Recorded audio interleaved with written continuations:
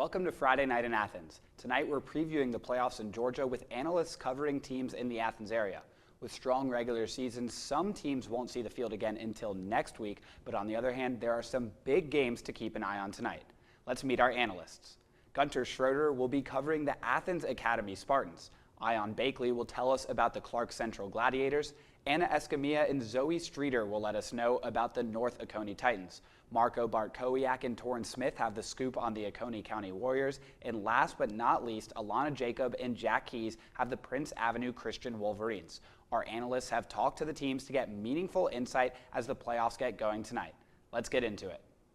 First, we'll look at undefeated Athens Academy's preparation for their playoff opener next Friday at Slaughter Field. The third-seeded Spartans will have a first-round bye before hosting the winner of number 14 Aquinas and number 19 Holy Innocents in the private bracket second round. Joining us now to break it all down is our Athens Academy analyst, Gunter Schroeder. Gunter, who are some of the players on this potent offense for the Spartans that will be crucial to their success this postseason? Well, all season long, Athens Academy has been a run-centric offense. They've accumulated over 2,600 yards on the ground in just 10 games. And senior Jeremiah Wingfield's downhill ability has perfectly offset senior Jamari Welch's more explosive run style. But every opponent knows you have to direct your focus to sophomore receiver Keon Standifer, who ranks 4th in the state with 1,222 receiving yards and 21 total touchdowns so far. No matter who the Spartans have played, the opposing defense has struggled to slow them down, but Athens Academy head coach Josh Alexander told me this week he gave credit to the other receivers in the offense for stepping up when they've been needed. You know, Keon leads the state, for privates in receiving, but we have 3 others that are really good too. And so they sort of complement each other. You know, if one can't do it, the other does. They double Keon, the other one will go do what he's got to do. But it's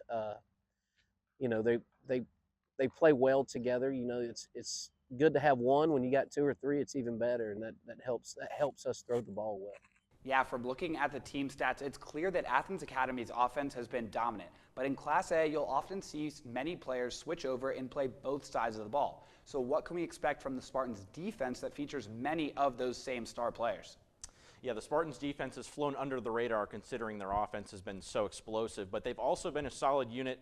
Jeremiah Wingfield leads the defense with the same toughness at linebacker he displays in the backfield, and Keon Standifer leads the team with 5 interceptions at defensive back. But if there's a few weaknesses for opponents to exploit, it's their pass rush and their run defense. The Spartans have only sacked opposing quarterbacks 2 times this season and gave up 645 rushing yards to Elbert County and Rabun County in their last 2 games. If their second-round opponent can protect their quarterback and run the ball effectively, it could spell trouble for Athens Academy. Well, it certainly sounds like there's the makings of a close game tonight, and the opponent could potentially be a familiar one for Athens Academy. If Aquinas wins at home tonight, it would be a rematch of the season opener. So what would we expect in round 2 if it is next week, like we think it could be? Yeah, well, Athens Academy cruised to a 45-22 victory last time against Aquinas in August on the back of 557 yards of offense. But as we mentioned, the Spartans have had trouble pressuring opposing quarterbacks, and the Fighting Irish have a talented signal caller in Davidson commit Jim Franklin. He could cause problems for Athens Academy through the air. However, Aquinas will have to get past Holy Innocents first and slow down their sophomore running back, Sam Chasteen, who has run for over 500 yards and reached the end zone 13 times this season. But despite the opponent, Athens Academy will definitely have to be ready defensively in order to move on to the quarterfinals. Well, it seems like the Spartans are in for a battle regardless of who they play next week. But now time for the question, who do you think it will be, and do you think Athens Academy has what it takes to overtake them? I do think Aquinas takes care of business at home over in Augusta behind a talented offensive performance. But Athens Academy's defense held Jim Franklin to just 9 of 22 passing last time these 2 teams met. I do think it will be closer this time in the playoff rematch, but I'm taking the Spartans to move on to the quarterfinals with a 42-28 win. Well, it sounds like Athens Academy is ready to make a deep run in the private bracket, and they'll get things started on that next week. Thanks so much, Gunter. We'll be back in a moment to continue running through Athens area teams looking to make playoff runs. Don't go anywhere.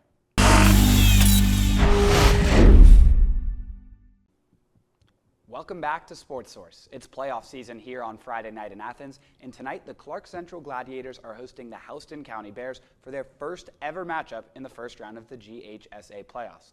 Both teams are led by Division I quarterbacks, which means get ready to sit back, eat some popcorn, and enjoy the show. Joining us to break down this crucial matchup is our Clark Central analyst, Ion Bakley. Ion, what should we expect out of this explosive Clark Central offense? Could not have said it any better myself, Will. Clark Central is currently on a 6-game win streak led by quarterback and Boise State commit Hezekiah Mylander. Mylander coming into tonight has thrown for nearly 1,800 yards, has 25 touchdowns and 1 interception. But Coach Perno wants them to stick to their identity, and that is establishing the run. And lucky for him, Mylander can do that as well. On the ground, he has 606 rushing yards, 12 touchdowns, and is averaging a little over 6 yards per carry. But when talking about the Gladiators' run game, you can't forget about their workhorse, Corey Watkins Jr., who has 149 carries for nearly 1,100 rushing yards and 11 touchdowns. And looking deeper at this run game that you mentioned, the Gladiators have already eclipsed 2,100 rushing yards with 26 touchdowns on the ground. On the flip side, Houston County has given up an average of just under 40 points per game over their last 3, including over 450 yards per game over their last 2. And last week, they surrendered 361 yards on the ground. That's got to give Gladiators fans some confidence going into tonight, right? You bring up a great point, Will. And on defense for Houston County, it starts with the Bears' front 7, led by junior middle linebacker Weston Ard. The 6'2", 230-pounder Ard has had a phenomenal season. He's posted 91 tackles, including 17 of them for loss. His speed and athleticism have been on display all year. And with Mylander's ability to escape the pocket, the Bears will be heavily reliant on Ard to make plays when Mylander runs. The big guys up front will also have their hands full, but they have made the most out of it when it counts. Defensive ends Cam Brown and Jordan Davis have combined for 13 sacks and 10 quarterback hurries. Those guys will make sure to keep Mylander in the pocket. So, Ion, you've talked about this Houston County defense, but what about their offense? This Bears offense starts and ends with quarterback Antoine Hill Jr. The 4-star commit to Memphis has racked up a 64.4 completion percentage on the year, going for 2,874 passing yards, 35 touchdowns, and 4 interceptions on the year. It is evident that Houston County loves to throw the ball. On the year, they averaged 304 passing yards compared to 147 on the ground. And you can't blame them. Those numbers are a bit inflated after playing from behind the past 3 games, which featured some of the toughest teams in the state like Coffee, Thomas County Central, and most recently, Lee County. But when you have talent on the outside like MJ Mathis and Isaiah Mitchell, who can create separation, go up and get balls, and just flat out run, it makes your job a lot easier as a quarterback. On the year, the two have combined for 122 catches, a little over 2,000 yards, and 24 touchdowns. The Clark Central corners will have their hands full, to say the least. I'm glad you mentioned the Clark Central corners. I want to talk more about that. The first 4 games, we saw the Gladiators defense struggle, giving up chunk plays, missing tackles, and just looking disorganized. But in their 6-game win streak, they look like a completely different unit. What's changed for them? Well, talking with Coach Perno this week, certainly a lot has changed since their first bye week. The biggest move they've made is switching Keelan Fanning to middle linebacker. Prior to the move, they were giving up 340 total yards a game. The following 4 weeks, they got it down to 330 a game. But the last 2 weeks, they're only giving up 235 total yards. During the 6-game win streak, they've also forced 8 turnovers while allowing 14 fewer points than they were in their first 4 games. It also helps that they're getting healthier in the back end of their defense, which allows them to run a 7-man rotation to keep their guys more fresh. Cornerback Barry Jones, who has been limited all season long because of a lingering hamstring issue, is now also dealing with an illness. Perno expects Jones to play, but on a limited basis. One less piece for the Gladiators defense going up against a fast and physical receiving core. You bring up some great points, Ion. We certainly have seen the Gladiators defense take massive strides this season, and you mentioned a lot of great points on both sides of the ball. Is there anything else that Coach mentioned about what we should expect from Clark Central tonight? Well, I asked Coach about his X factors for this matchup on both sides of the ball, and his answer might surprise folks. Well, I'm hoping kicking game. I think our kicking game's been pretty steady all year, and I think we can expose some. They're running a lot more guys both ways than we are. Mm-hmm. So I anticipate a lot of plays in the game from both teams. I think we'll get close to 200 plays, and we got to make certain that our kicking game is solid like it's been all year. Definitely didn't see that one coming. But great teams execute in all 3 phases. Now, Ion, time for the big question. Who do you think gets the W tonight? This one is tough. The winner will face the winner of the New Manchester and Lakeside Evans matchup. With all that being said, I'm going to take Houston County 27-17.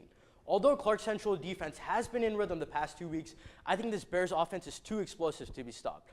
It is easy to be fooled by Houston County's 6-4 record. They face some tough teams and very creative offenses, but I think their defense will be able to contend Mylander and Corey Watkins Jr.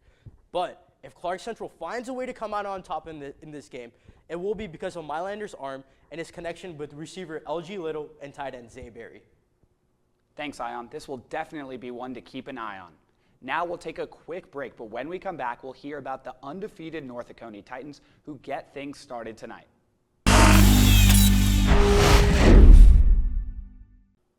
Welcome back to our Athens High School football playoff preview. Next, we'll look at a high-stakes matchup for the unblemished North Oconee Titans. They've dominated the regular season, but can they keep that momentum rolling into the postseason? Anna Escamilla and Zoe Streeter are here to break it all down. That's right, Will. The North Oconee Titans enter the postseason undefeated with a 10-0 record, and they will host the 4-6 Eagles Landing tonight at 7:30 at North Oconee High School. Despite looking like a cakewalk on paper, the Titans can't afford to underestimate any opponent in the postseason. That's right, Anna. We caught up with Coach Arndt earlier this week, and he told us the team's motto, best as a standard, has been key to their undefeated season. He believes that mindset will be crucial as they head into the playoffs, and you can really see that philosophy reflected in the way these guys play. Right, and that's what's interesting is that this team is by no means composed of veterans. Coach told us that where last year teams had 20 to 22 returners, this year the team only had 5. Kids just had to figure out how to do it, and that takes time. So I think that's one of the things that we're probably most proud of is the way they've handled and approached that. One of those 5 returners this season has been quarterback Harrison Faulkner. The 6', 180-pound junior has been an absolute force for this Titans team. On the regular season, he has had a completion rate of nearly 70% and a touchdown to interception ratio that seems too good to be true. His run game is nothing to bat an eye at either, with 8.25 yards per carry and 6 touchdowns. It's definitely safe to say that these Titans have had a strong regular season, but their game against Eastside was a bit of a nail-biter. They lost their lead in that game to the Eagles and were down 35-34 with only moments to go. Yes, the competition that night was absolutely electric. Coach mentioned adversity being a huge factor of the team's success, and that night was full of it. In the biggest game of the regular season, Faulkner was able to rally his team and put up a final 80-yard scoring drive, complete with a touchdown pass to Kamari Brooks with only 19.6 seconds left in regulation. We asked Coach about leadership on the team, and he immediately thought of Faulkner. He's just an ultra-competitive kid that I think a lot of kids naturally gravitate toward. He's played at a high level. He plays his best when the game is, the bigger the game, the bigger he plays. Taking a look at the Titans' opponent, Eagles Landing, they posted a regular season record of 4-6, and most recently are coming off a 28-21 victory against Union Grove. Yeah, Zoe, earlier this week, Coach Arndt emphasized that the team had to be hungry and had to motivate themselves despite what an opponent may look like on paper, because this is their opportunity to play for a state championship, and the team won't forget that. And while every player is hungry for the title, for players like senior Landon Roldan, this is the last chance they have at a championship. Exactly. The 4-star Georgia commit has been a key offensive weapon during his time with the Titans, with 1,101 receiving yards in the regular season. And the Bulldogs took notice. But before he steps onto Dooley Field, this is his last shot at a state title. Many D1 commits would lose the competitive edge at the high school level, especially in their senior year. But Roldan isn't one of those players. Yes, and Coach was telling us that he's a real leader on the team and that he isn't taking this postseason lightly. It's an admirable quality for a player of his caliber to take every rep as serious as the last. Well, it sounds like this Titans team has great chemistry and they have the talent. What are y'all's predictions for tonight? Well, personally, I think the combination of spirit and skill will propel the Titans far, potentially even further than the third round where they fell to Benedictine last season. I think this game could be another blowout for the Titans. I'm going to take the Titans win 49-7. Great shout, Zoe. I agree. Coach Arndt's belief in the team he built this year has a different feel. I'll take North Oconee 35-7 to take them into the second round of postseason ball. Well, already there you have it. Thank you both for your time and insight. We'll see how the Titans fare tonight at 7:30. Still to come, we have info on Oconee County and Prince Avenue Christian on Sportsource's Athens High School football playoff preview.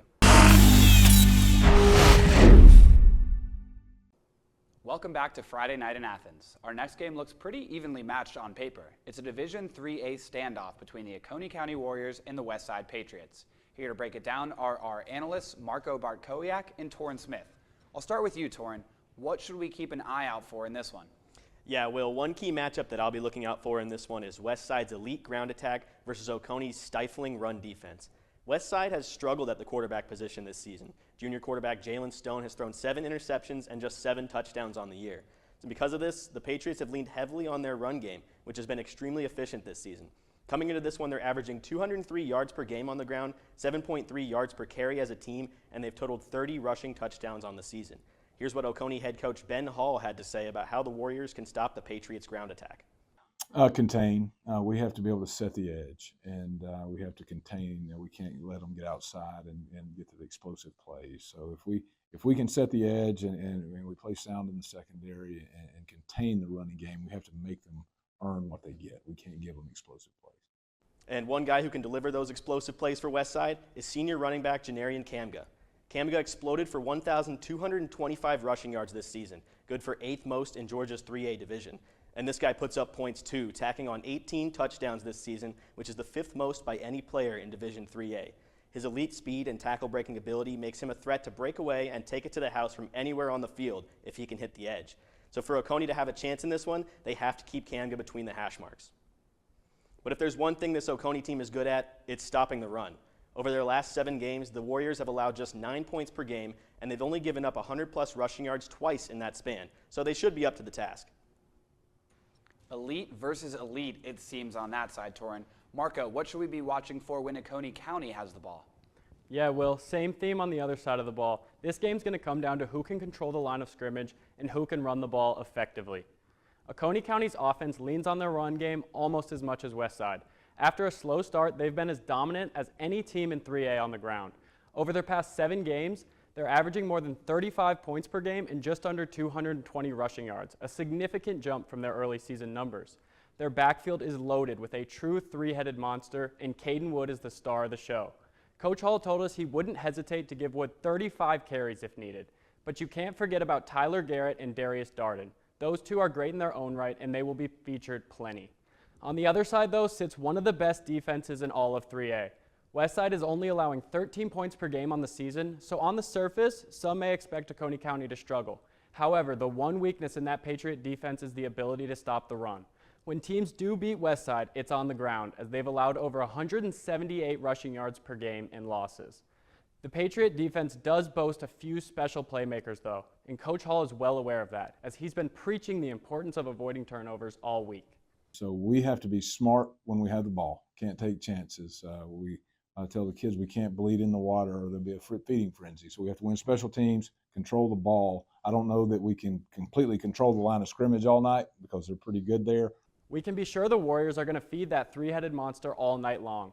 They often start defenses with quick inside hitters out of their pistol formation, and as you can see here, Caden Wood can make you miss at any given moment. But once you start to bite inside, they'll go to that same formation, but their tackle hooks that outside end, giving their backs a huge lane to bounce outside, and that's where they generate most of their explosive runs. So whether or not that Westside defense can stay disciplined and contain those big plays will be key in this one. Nobody's been able to stop the Warrior run game this year, but to have a chance, the Patriots must at least slow down Wood and company. So it sounds like this is going to be a real close one, guys.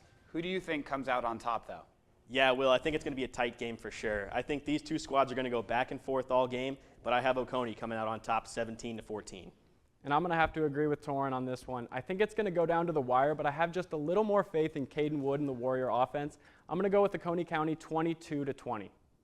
Alrighty, thanks, guys. This really should be a good one. After the break, we'll take a look at our last featured team. We'll be right back. Welcome back to the Friday Night in Athens playoff preview show. After winning a state championship last year, Prince Avenue Christian was bumped up a class to compete in Region 8-2A. Tougher competition hasn't been an issue for the Wolverines, though. They blew through their new region with a perfect 5-0 record and clinched a first-round bye in the private school playoff bracket, but this is where the real test begins. Coach Greg Vandegrift has now had his sights set on back-to-back state titles.